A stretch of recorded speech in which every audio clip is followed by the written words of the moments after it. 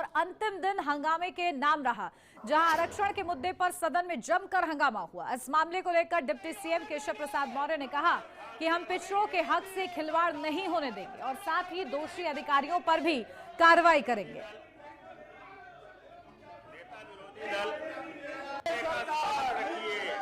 सुनने का साहस दिखाओ जी। आरक्षण विरोधी है सरकार, आरक्षण में गड़बड़ी नहीं होने देंगे। दलित विरोधी है सरकार, आरक्षण में गड़बड़ी नहीं करने देंगे। जो ये विरोधी दल, नेता विरोधी दल। उत्तर प्रदेश विधानसभा के शीतकालीन सत्र के अंतिम दिन सदन की चर्चाओं से अधिक राजनीतिक हलचल पर नजरें रहीं। दरअसल बीजेपी के ब्राह्मण विधायकों की एक अहम बैठक सुर्खियों में रही। विधायक पीएन पाठक के आवास पर देर रात आयोजित इस बैठक में पार्टी के 32 ब्राह्मण विधायकों ने हिस्सा लिया। बैठक को लेकर सियासी गलियारों में कई तरह की अटकलें लगाई जा रही हैं। हालांकि बीजेपी नेतृत्व ने इसे सामान्य मुलाकात बताया है। एचएनएन न्यूज के संवाददाता पुनीत मोहन ने विधायक हर्षवर्धन वाजपेयी से खास बातचीत की है, आपको सुनवा देते हैं। पार्टी के विधायक पीएन पाठक के आवास पर ब्राह्मण बीजेपी विधायकों की बैठक आज चर्चा का विषय बनी हुई है। इलाहाबाद उत्तरी से विधायक हैं हर्षवर्धन वाजपेयी जी। कल ब्राह्मण बैठक हुई है पीएन पाठक के आवास पर, क्या कहना चाहिए? देखिए, देखिए इसकी कोई छुपी हुई बात नहीं है कि जाति समीकरण से आज के ज़माने में टिकट भी बढ़ते हैं और सभी समाज मोबिलाइज हो रहे हैं। और तो अगर इससे ब्राह्मण समाज के लोग भी इकट्ठा हुए हैं तो इसमें कोई गलत बात मेरे हिसाब से नहीं है। मैं इस बैठक में मौजूद नहीं था, लेकिन अगर ऐसी बैठक हुई है तो मैं उसका स्वागत करता हूं। और अगर एक समाज के लोग साथ बैठ के रोटी तोड़ रहे हैं और राजनीतिक सलाह मशवरा कर रहे हैं तो इसमें मुझे लगता नहीं कोई बुरी बात है। इससे समाज मजबूत होता है और जब जो समाज भारतीय जनता पार्टी से जुड़ा हुआ है, जब वो समाज मजबूत होगा तो भारतीय जनता पार्टी भी मजबूत होगी। वाजपेयी जी, एक बैठक हुई थी क्षत्रिय समाज की कुटुंब नाम था, क्लार्क अवध होटल में हुई थी। अब ब्राह्मण विधायक एकत्र होने कुछ चल रहा है क्या बीजेपी? नहीं, देखिए ब्राह्मण तो हजारों साल से, देखिए हमारे ऊपर कितने आक्रमण हुए, लेकिन हमारी संस्कृति, वेद पुराण का जो ज्ञान है सब ब्राह्मणों ने उसको सजा के रखा है। वो हम लोग कोई किसी को फॉलो नहीं कर रहे हैं। ये तो हमारे समाज का हजारों साल से काम रहा है कि जो हिंदू धर्म है, हिंदू संस्कृति है, सनातन धर्म जो है उसको एकजुट करके रखें और उसका मार्गदर्शन तय करें। और तो ये समाज के लोग इकट्ठा हुए, इसमें कोई कंपटीशन की बात नहीं। हमारा क्षत्रिय समाज से कोई कंपटीशन नहीं है। हम योगी आदित्यनाथ जी हमारे मुख्यमंत्री हैं, एक से एक मंत्री हमारे यहाँ हैं जिनके अंडर में हम लोग काम करते हैं। जयवीर सिंह जी टूरिज्म में बहुत अच्छा काम कर रहे हैं। कोई ऐसा कंपटीशन या टग ऑफ वॉर नहीं चल रही है। अंतिम प्रश्न है, माघ मेला को लेकर के क्या तैयारी? बहुत अच्छी। आप देखिए, मैं इसमें माननीय मुख्यमंत्री जी को और जो पूरा विभाग जुड़ा हुआ है उसको बधाई दूंगा। हर बार 5 पॉन्टून के ब्रिज बनते थे, अब की बार मुख्यमंत्री जी ने पहले उनको बढ़ा के 7 करवाए और आज की तारीख में 9 पॉन्टून के ब्रिज बन गए हैं। जो फाफामऊ वाला क्षेत्र नहीं जुड़ता था पॉन्टून से, उसको भी जोड़ दिया गया है। और एक बहुत हिस्टोरिक, जितना पूरा माघ मेला का पहले क्षेत्र होता है उतनी तो अब की बार हम लोग पार्किंग बना रहे हैं, जिससे जो हम लोग ने देखा है कि बाहर से लोग कार से आते हैं उनको किसी भी प्रकार की असुविधा ना हो और मेले के बहुत करीब पार्किंग पा जाए। बात करने के लिए तो हमसे बात कर रहे थे प्रयागराज उत्तरी से विधायक हर्षवर्धन वाजपेयी, जिनका साफ तौर पे कहना है कि यूपी के जो बीजेपी ब्राह्मण एकत्र हो रहे हैं, कोई अदावत नहीं है, किसी तरह का कोई कंपटीशन नहीं है, ना ही कोई नाराजगी है, बस सहभोज था और साथ में केवल बैठकर रात्रि डिनर किया गया। वीडियो जर्नलिस्ट समर के साथ पुनीत मोहन, एचएनएन न्यूज, लखनऊ। सपा विधायक पंकज मलिक ने आज विधानसभा में किसानों की समस्याओं को उठाते हुए कहा कि प्रदेश के किसानों की हालत बेहद खराब है और उन्हें समय पर खाद तक नहीं मिल पा रही है। डीएपी की भारी कमी, खाद में मिलावट और कालाबाजारी का आरोप लगाते हुए उन्होंने इसकी निष्पक्ष जांच की भी मांग की है। सपा विधायक पंकज मलिक ने कहा कि पश्चिमी यूपी की गन्ना मिलों का बकाया भुगतान अब तक नहीं हो सका है। महंगाई और पर्चियों के नाम पर किसानों का शोषण हो रहा है। मौका दिया इसके लिए धन्यवाद। मान्यवर, आज किसान की स्थिति बहुत खराब है, परिस्थितियां विपरीत है। किसान मेहनत करता है, चाहे गेहूं का किसान हो, धान का किसान हो, गन्ने का किसान हो, आलू का किसान हो। पूरी मेहनत के साथ काम करता है, समय पे उसे अगर खाद की आवश्यकता होती है तो खाद समय से नहीं मिल पाता, लंबी लंबी लाइनें लगती हैं। जब किसान किसी भी फसल की बुआई करता है तो उसे डीएपी की आवश्यकता पड़ती है। मान्यवर, सिस्टम इतना खराब है, जब डीएपी की आवश्यकता पड़ती है तब डीएपी नहीं मिलता। नोएडा में पुलिस और बदमाशों के बीच मुठभेड़ के बाद बड़ी कार्रवाई की गई, जहां पुलिस ने 2 अंतर्राज्यीय लुटेरों को गिरफ्तार किया है। तो देखिए, नोएडा में पुलिस और बदमाशों के बीच मुठभेड़, ये बड़ी खबर। पुलिस ने 2 लुटेरों को गिरफ्तार किया है, जहां बताया जा रहा है कि किस तरीके से, देखिए, कई दुकानों से इन्होंने चोरी की वारदातों को अंजाम दिया था। तो मुठभेड़ के बाद दोनों बदमाशों को दबोच लिया गया है। उनके कब्जे से चोरी का सामान बरामद किया गया है, जिसकी कीमत करीब 10 लाख रुपए बताई जा रही है। तो बड़ी सफलता ये पुलिस के लिए, जहां 2 लुटेरे पुलिस के हत्थे चढ़े हैं।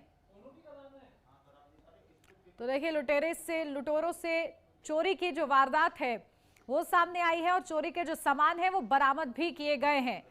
तो बड़ा ये खुलासा हुआ है लूट मामले में, और साथ ही साथ ये 2 लुटेरे गिरफ्तार भी हुए हैं।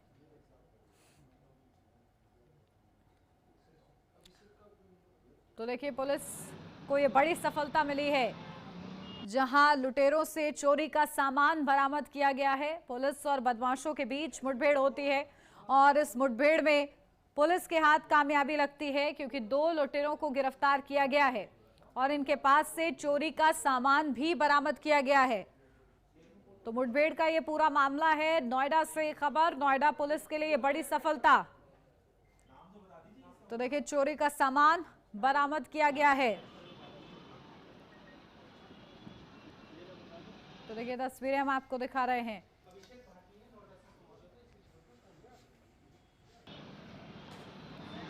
जनपद गौतम बुद्ध नगर में अपराधियों के खिलाफ लगातार अभियान चलाया जा रहा है। इसी क्रम में सीपी मैम के निर्देशन में एडीसीपी नोएडा के नेतृत्व में और एसीपी 2 के नेतृत्व में लगातार क्षेत्र में जितने अपराधी हैं उन पर प्रभावी कार्रवाइयां की जा रही हैं। सभी ऐसे जो चोर हैं, लुटेरे हैं और जैसे स्नेचर हैं, इन सभी पे लगातार कार्रवाइयां की जा रही हैं। इसी क्रम में एक जो सर्विलांस और स्वाट टीमें जो एसीपी की हैं वो लगी हुई थी।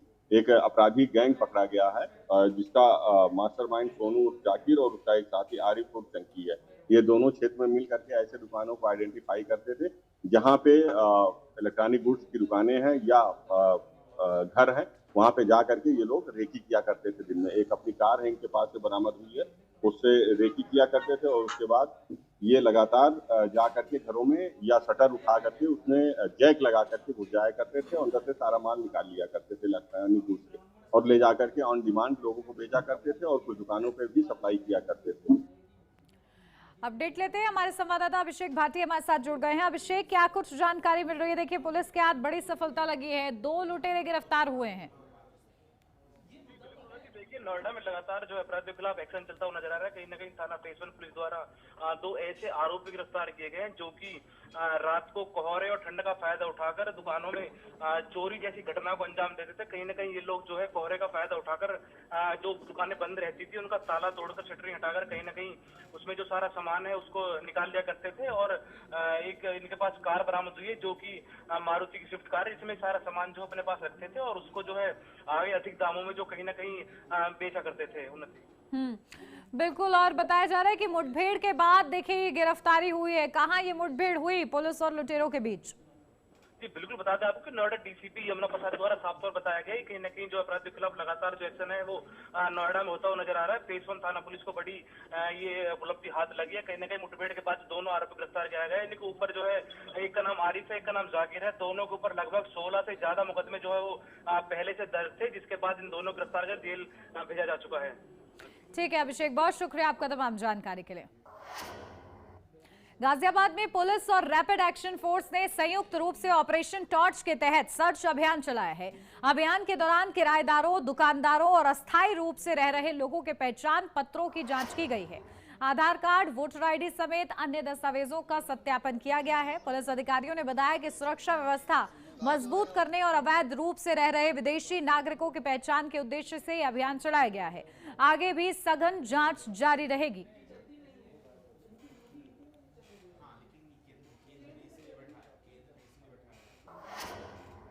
गाजियाबाद में तेज रफ्तार कार ड्राइवर ने 2 कारों को टक्कर मार दी। वारदात के बाद आरोपी कार चालक मौके से फरार हो गया। सूचना मिलने पर पहुंची पुलिस ने सीसीटीवी के आधार पर आरोपी कार चालक की तलाश शुरू कर दी है।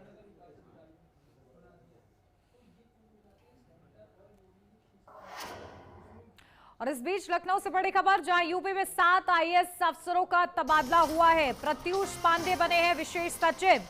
समन्वय विभाग राजेश कुमार सिंह को देवरिया सीडीओ की जिम्मेदारी मिली है, तो अंकुर कौशिक नियुक्त किए गए हैं यूपी ग्रामीण सड़क विकास सीईओ।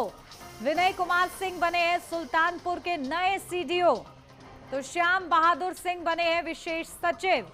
सिंचाई जल संसाधन लक्ष्मी एन बनी है मथुरा वृंदावन विकास प्राधिकरण उपाध्यक्ष, तो विधान जायसवाल को कानपुर देहात सीडीओ बनाया गया है।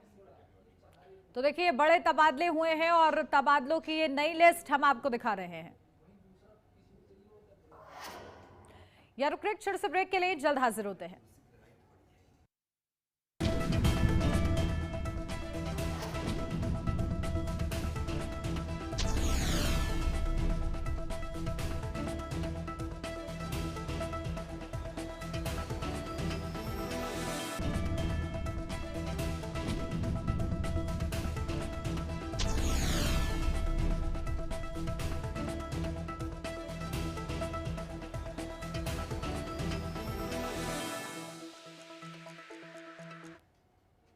ब्रेक के बाद स्वागत है आपका। बढ़ते हैं आगे। बदायूं में 25-25 हजार रुपए के इनामी लुटेरों से पुलिस की मुठभेड़ होती है, जहां सिविल लाइंस थाना क्षेत्र के बिलसी रोड पर यह मुठभेड़ हुई। 3 बदमाश पुलिस की गोली लगने से घायल हो गए, जबकि एक बदमाश फरार बताया जा रहा है। मुठभेड़ के दौरान इंस्पेक्टर बाल बचे हैं। बदमाशों की गोली उनके बुलेट प्रूफ जैकेट में लगी है। एक सिपाही भी घायल हुआ है। बदमाशों से लूटी हुई पिस्टल, मोबाइल, लैपटॉप और जेवरात बरामद किए गए हैं। तो देखिए इनामी लुटेरे से पुलिस की मुठभेड़ हुई है। मुठभेड़ में 3 बदमाश को गोली लगी है, घायल हुए हैं। एक बदमाश मौके से फरार हो गया है। पुलिस ने तलाशी अभियान उस बदमाश के लिए भी तेज कर दिया है। लूटे हथियार, मोबाइल, लैपटॉप और जेवर इन लुटेरों के पास से बरामद किए गए हैं। संबंध में 3 वांछित बदमाश जो कि 25,000 की इनामिया है, जसविंदर उर्फ काके, संतोष यादव और दीपक गौतम, यह तीनों बदमाश संयुक्त रूप से एक साथ कहीं जाने के फिराक में हैं। इस सूचना के आधार पर थाना सिविल लाइन की पुलिस टीम, स्वाट टीम और सर्विलांस टीम के द्वारा संयुक्त रूप से जो प्रस्तावित जेल नवीन भूमि है उसके आसपास घेराबंदी की गई थी। इन्होंने तीनों बदमाशों को जब एक साथ देखा और पुलिस टीम ने उन्हें गिरफ्तार करने का प्रयास किया, तो पुलिस टीम को लक्ष्य करके उन्होंने जानलेवा फायरिंग कर दी और भागने लगे। लखनऊ में doctor Zakir Hussain memorial trust पर ईडी ने बड़ी कार्रवाई की है। मनी लॉन्ड्रिंग के मामले में ईडी ने ट्रस्ट और उसके प्रतिनिधियों के खिलाफ चार्जशीट दाखिल की है। आरोप है कि दिव्यांगों के लिए मिले सरकारी फंड का दुरुपयोग किया गया, जिससे नकली अंग और उपकरण बांटे गए हैं। इस मामले में पहले ही 17 एफआईआर दर्ज की जा चुकी हैं। तो डॉक्टर जाकिर हुसैन ट्रस्ट पर ईडी ने कार्रवाई की है। मनी लॉन्ड्रिंग केस में चार्जशीट भी दाखिल की गई है। दिव्यांग फंड का दुरुपयोग किया गया है, इस बात का खुलासा हुआ है।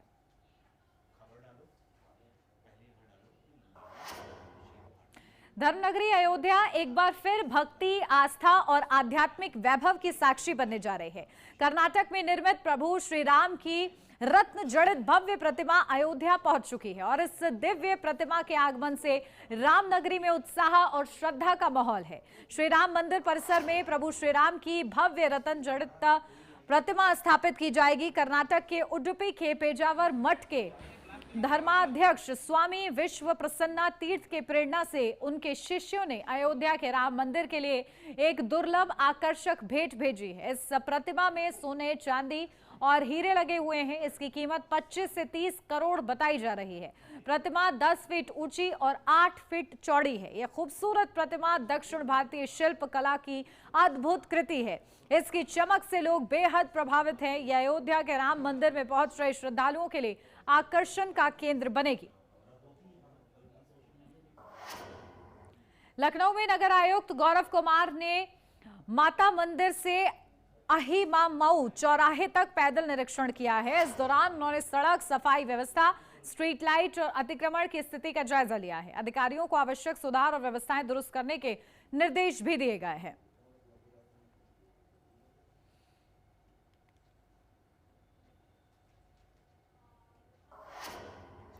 अंबेडकर नगर में बांग्लादेश में हुए दीपू चंद्र दास की निर्मम हत्या को लेकर लोगों में भारी आक्रोश देखने को मिला। हिंदुओं पर हो रहे अत्याचार के विरोध में बजरंग दल के कार्यकर्ताओं ने यूनुस का पुतला फूंका है। इस दौरान बजरंग दल और विश्व हिंदू परिषद ने संयुक्त रूप से प्रदर्शन किया है। कार्यकर्ताओं ने पटेल नगर तिराहे से कलेक्ट्रेट तक जुलूस निकाला और दोषियों के खिलाफ कड़ी कार्रवाई की मांग की है।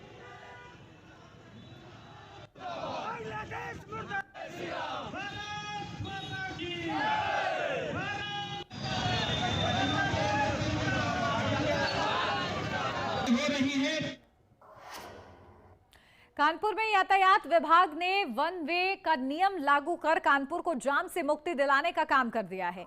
जहां डीसीपी ट्रैफिक ने निरीक्षण कर वन वे को मंजूरी देकर शहर वासियों को जाम से निजात दिलाने का कदम उठाया है।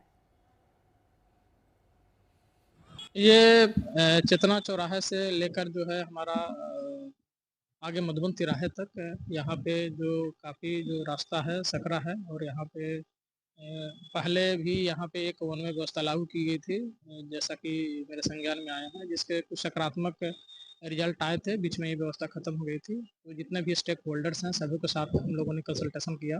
कंसल्टेशन करने के बाद एक आम सहमति ये बनी कि इसको अगर हम वन वे कर देते हैं तो यातायात के सुगम व्यवस्थापन में काफ़ी सुविधाएं मिलेगी। इसके लिए हम लोगों ने पहले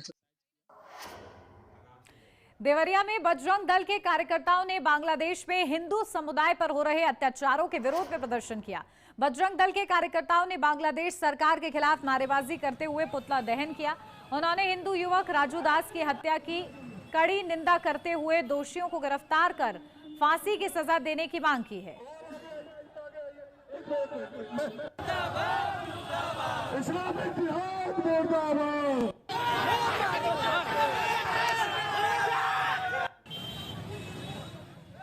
बांग्लादेश में जो दीपू दास की हत्या हुई, उनके हत्यारों को फांसी मिले, उन पर कार्रवाई हो, बांग्लादेश के हिंदुओं की सुरक्षा की गारंटी, बांग्लादेश के हिंदुओं की सुरक्षा की गारंटी वहां की सरकार ले और भारत सरकार उस पर तत्काल कोई प्रभावी कार्रवाई करे।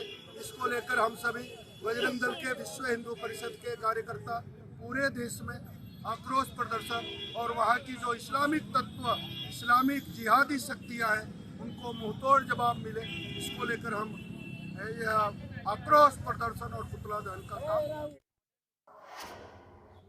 संभल जिले के बैजोई कोतवाली के चांदनी चौक मार्केट के सुनसान इलाके में एक युवक का शव पड़ा मिला है। शव की सूचना पर पुलिस मौके पर पहुंची है। मृतक के सिर में घाव है, जिससे युवक की हत्या की आशंका जताई जा रही है।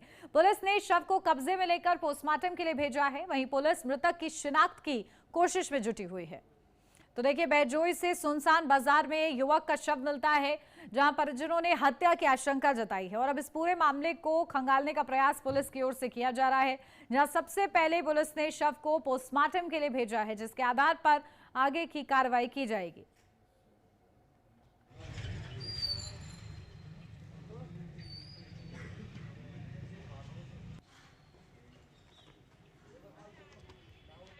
चौक मार्केट एरिया है, इसमें काफ़ी दुकानें ज़्यादातर खुली हुई हैं, कुछ खंडहर बने हुए हैं। एक 25 से 30 वर्ष की उम्र का एक व्यक्ति का शव मिला है, जिसकी शिनाख्त की जा रही है, अभी पहचान नहीं हो पाई है। पोस्टमार्टम के लिए बॉडी को भेज दिया गया है। पोस्टमार्टम की रिपोर्ट आने पर और पहचान होने पर तथा अन्य साक्ष्य सामने आने पर आवश्यक विधिक कार्रवाई। चोट के निशान भी हैं? चोट के निशान भी हैं सिर पे। पोस्टमार्टम की रिपोर्ट से और स्पष्ट हो पाएगा मृत्यु का कारण, और बाकी सभी साक्ष्यों को देखते हुए उस पर। सीतापुर में तेज रफ्तार कार का कहर देखने को मिला है। आपको बता दें कि नशे की हालत में कार चालक ने महिला को टक्कर मार दी। सड़क हादसे में गंभीर रूप से घायल महिला की मौके पर ही मौत हो गई। सूचना मिलने पर पुलिस ने मामले की जांच शुरू कर दी है।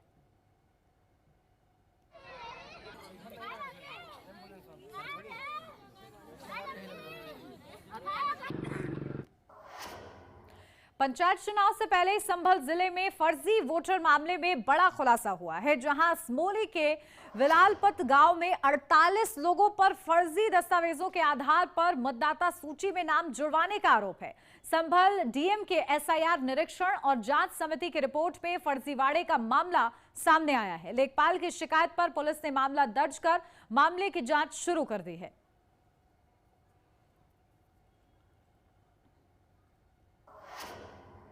और इसी के साथ इस बुलेटिन में बस इतना ही। खबरों का सिलसिला आगे भी जारी रहेगा। बने रहिए एचएनएन न्यूज के साथ।